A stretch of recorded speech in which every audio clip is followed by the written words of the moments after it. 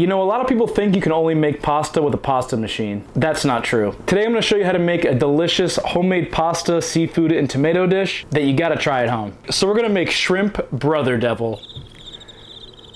Just kidding, we're going to make shrimp Fra Diavolo, but that's what the name means, Brother Devil. With a name like that, you know it's going to be good and spicy. Let's get into it.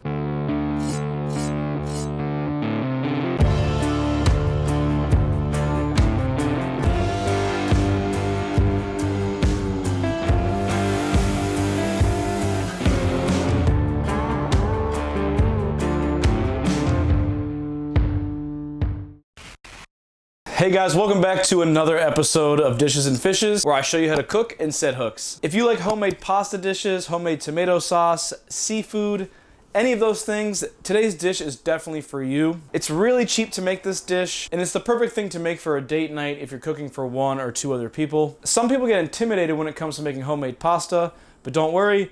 Today I'm going to show you how to make it with no machine, right on the cutting board, and it's just as good, trust me. So let's get into the pasta for our shrimp Fra Diavolo. So when I make pasta, I like to stick with a ratio of 2 eggs per every 1 cup of flour. For this recipe, we're going to use 2 cups of flour, and in the middle of that flour, we're going to make a small well. To that well, we're going to add our 4 eggs. I only had 3 in my fridge, so I'm going to try to make this dough with 3, and I'm going to add 1 to 2 tablespoons of olive oil and a teaspoon of salt. You can do these by eye. I'm going to break those yolks with a fork and start to get them whisked up a little bit as I slowly start incorporating flour from the outside of my ring. I'm going to try to mix as much flour as I can before I start to use my bench scraper, and I like to just kind of fling the outside of the well into the middle and mix it as much as I can before I have to actually incorporate the bench scraper in my hands. This dough wouldn't come together with 3 eggs, so I had to run across the street and get an egg from my neighbor. Shouts out, you know who you are, thank you. And there we go, dough came together. It may not look like it at first, but just keep mixing it. It'll eventually turn yellow and start to come together. And once it comes together, I'm going to knead it for 6 to 8 minutes on my board and roll it into a ball until when I press on the dough, it springs back. I also went over this in my braised short rib cannelloni video. Check that out. That's a really underrated recipe. Once the dough springs back, I'm going to wrap it in plastic wrap and let it rest on my counter for at least half an hour. So to make this delectable tomato sauce, you're obviously going to need tomatoes.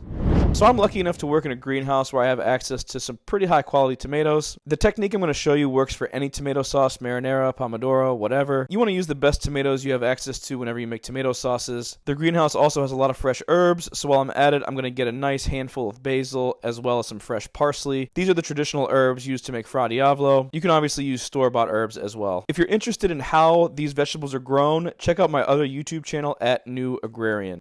So to make this tomato sauce, we're going to start by concasseing these tomatoes. So I'm going to just carefully remove the core of the tomato. You can use a paring knife for this. Then I'm just going to use my knife to cut a little X in the bottom of the tomato. This is going to encourage the skin to peel off nice and easily after we do our next step, which is blanching and shocking the tomatoes. So I'm going to just dunk the tomatoes in some boiling water for 30 seconds to 1 minute until the skin starts to peel off naturally in the water, and then I'm going to shock them in an ice bath to stop the cooking process. Once they're cool enough to handle, I'm going to go through them and just peel off all the skin. And after the skin is peeled, I'm going to quarter the tomatoes and then squeeze out all the juices and seeds from the inside. Some people like to do this with a spoon. You can do this with whatever tools you want. I find that it's easiest to just do it with your hands, although it is a little bit messy. And after I'm done, I'm going to set those into a quart container. If you don't have access to fresh tomatoes, you can definitely use store-bought tomatoes. I like using these canned crushed tomatoes. I also use this brand for pizza sauce. Use the 1 pound 12-ounce can for this recipe. It'll do the same job and taste just as good. For our shrimp, you want to use the largest shrimp that you can afford. I'm using jumbo shrimp, and I'm going to start by just peeling them entirely and make sure I save the shells. So you can see here I have a bowl lined with cheesecloth that I'm just placing the shells into as I peel them. I'm also going to devein these shrimp. I like to do this with tweezers so it maintains the shape. Once I have all my shrimp shells in my cheesecloth, I'm going to add a bay leaf for some bonus flavor. And once I have all the shells and my bay leaf in there, I'm going to just wrap it up, tie it shut with a piece of butcher's twine, and set that aside as I prep some more stuff. Now we need to dry our shrimp thoroughly for the next step. So I'm going to just carefully lay them out on a paper towel and press them down to get them nice and dry for searing. And I'm going to season them with 2 tablespoons of flour, a teaspoon of salt, half a teaspoon of cayenne pepper, half a teaspoon of garlic powder, and a few cranks of black pepper. And I'm going to toss that until all the shrimp are thoroughly coated like this.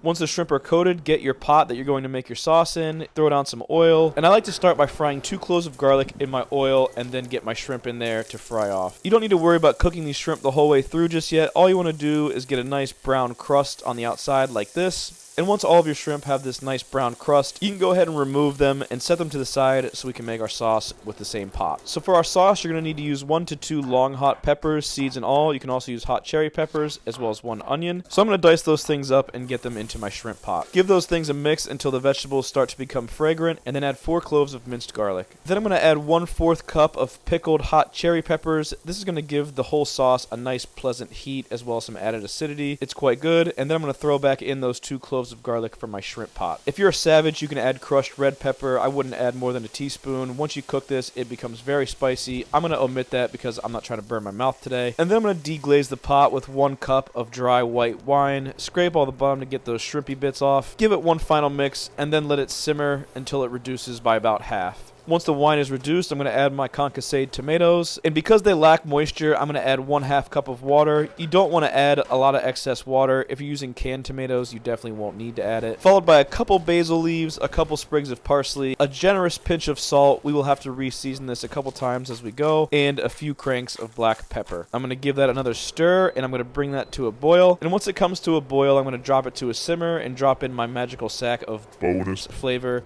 the shrimp shells, and bay leaves. I'm going to let that simmer on my stove for 30 minutes to 1 hour, or longer if you're feeling patient. You can't really screw it up at this point. After about an hour, I'm going to carefully remove my molten sack of shrimp shells. Be sure to let that excess liquid drain out. That's magical sauce that we don't want to waste. And then I'm going to discard my bag of shrimp shells. If you have an immersion blender, you can do this right in the pot, but I'm going to go ahead and add a couple ounces of fresh basil leaves to this warm liquid, as well as a pinch of parsley leaves. Not too much because parsley is a little bit overpowering, I think. And then I'm just going to blend that up until it's nice and smooth. I'm going to season this with a nice generous pinch of salt and remix it, and then give it a taste. Make sure you do this, adjust it to how you see fit. And that's it, guys, Fra Diavolo sauce. Now let's make our pasta. So our pasta has been resting for about an hour at this point. I'm going to lightly flour both sides of it and roll it out to about the size of my board, where I'm going to begin to laminate it like you would do biscuits. So I'm going to fold the ends to the middle and then roll it out again. This is going to give the pasta that nice chew that we come to love, as opposed to like a soft dough. So I like to just laminate it 2 times and roll it back out as flat as I can so it is a nice cohesive dough. Unfortunately, my cutting board is small, so I had to cut my dough in half. Do this on a bigger surface if you have one. And I'm going to let that rest for another half an hour before I roll it into noodles. After half an hour, I'm going to put the dough on a lightly floured work surface. And you're not going to be able to roll this as thin as you can with a pasta machine. The goal is to roll the dough so you can see your fingers through it. If you can't do this with the rolling pin, it really doesn't matter. The pasta will just be a little bit thicker, a little bit chewier, and the little bit thicker pasta is worth the convenience of not having to use a pasta machine. So once the dough is as thin as you possibly can get it, we're going to just lather both sides in flour to prevent sticking when we cut these noodles, and we're going to fold both edges to the center and then roll it over. You'll have to do this more times if you have a larger piece of dough. And then we're just going to carefully go through with a knife and cut noodles. I like to use a vegetable cleaver for this. I feel like the square knives just do a better job of cutting pasta noodles. And after you cut them, just pick them up and toss them around so they don't stick to each other. And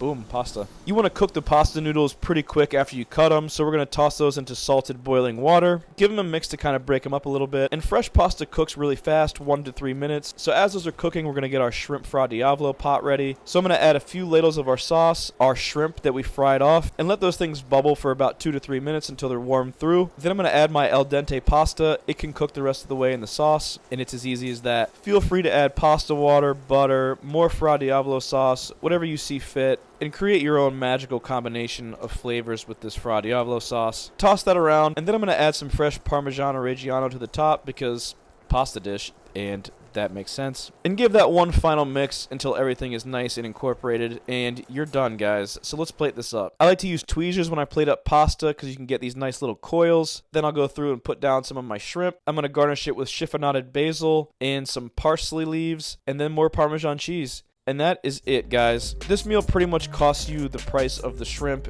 Very cheap, spicy, delicious. Give it a try at home. If you do, let me know in the comments. And as always, thanks for watching.